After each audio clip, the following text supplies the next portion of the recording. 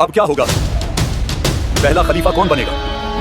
हजरत अबू बकर सिद्दीक 573 ईस्वी में मक्का में पैदा हुए। उनका नाम अब्दुल काबा था, लेकिन जब उन्होंने इस्लाम कबूल किया तो रसूल अल्लाह ने इस नाम को बदलकर अब्दुल्लाह रख दिया। ऊंटों से मोहब्बत की वजह से उन्हें अबू बकर का लकब मिला। सिद्दीक का मतलब है सच्चाई की तस्दीक करने वाला। यह लकब रसूल अल्लाह ने उन्हें दिया। अबू बकर निहायत बाअखलाक, पाक सीरत और नेक इंसान थे। 18 साल की उम्र में उन्होंने तिजारत शुरू की और कपड़ों के ताजर बने। वे यमन, सीरिया और मिडिल ईस्ट के कई मुल्कों तक गए। उनका कारोबार बहुत तरक्की कर गया। वालिद के जिंदा होने के बावजूद अबू बकर अपने कबीले के सरदार तस्लीम किए गए। हजरत अबू बकर इस्लाम कबूल करने वाले पहले मर्द थे। रसूल अल्लाह ने फरमाया, अबू बकर वो वाहिद शख्स है जिसने इस्लाम बगैर किसी शक के फौरन कबूल किया। जब मुसलमानों की तादाद 39 हो गई तो अबू बकर ने रसूल अल्लाह से इस्लाम के ऐलान आम की इजाजत मांगी। इजाजत मिलने पर उन्होंने खाना काबा में पहला खुतबा दिया।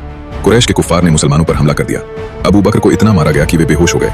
होश आने पर उन्होंने सबसे पहला सवाल किया, रसूल अल्लाह का क्या हाल है? ये उनकी रसूल अल्लाह से मोहब्बत का इजहार था।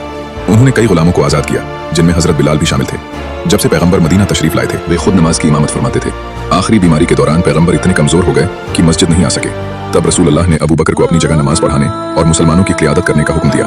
हजरत आयशा, जो अबू बकर की बेटी और पैगंबर की ज़ौजा थी, ने सोचा कि उनके नरम दिल वालिद ये बोझ सहन नहीं कर पाएंगे, इसलिए उन्होंने किसी और को यह जिम्मेदारी देने की दरख्वास्त की। लेकिन पैगंबर ने अपना फैसला नहीं बदला।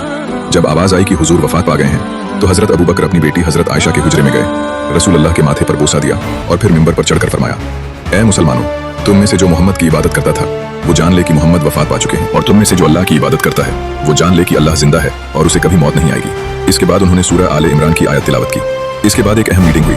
मदीना के कुछ अंसार हजरत साद बिन उबादा को बैत देना चाहते थे। इसी दौरान हजरत अबू बकर और हजरत उमर वहां पहुंचे और समझाया कि ये अब सिर्फ मदीना की छोटी हुकूमत नहीं बल्कि पूरे अरब की जिम्मेदारी है। अबू बकर ने उन्हें कहा कि हमें उमर या अबू उबैद में से एक को अपना खलीफा चूज कर लेना चाहिए। लेकिन हजरत उमर ने हजरत अबू बकर के हाथ पर बैत कर ली और कहा, आपसे बेहतर इस ओहदे के लिए कोई नहीं।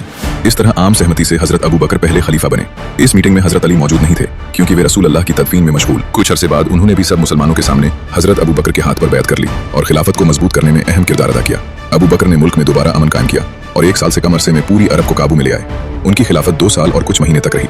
हजरत अबू बकर 22 जुमादा अल आखिरा को वफात पा गए। उनकी वसीयत के मुताबिक उन्हें मस्जिद नबवी में रसूल अल्लाह के पहलू में दफन किया गया।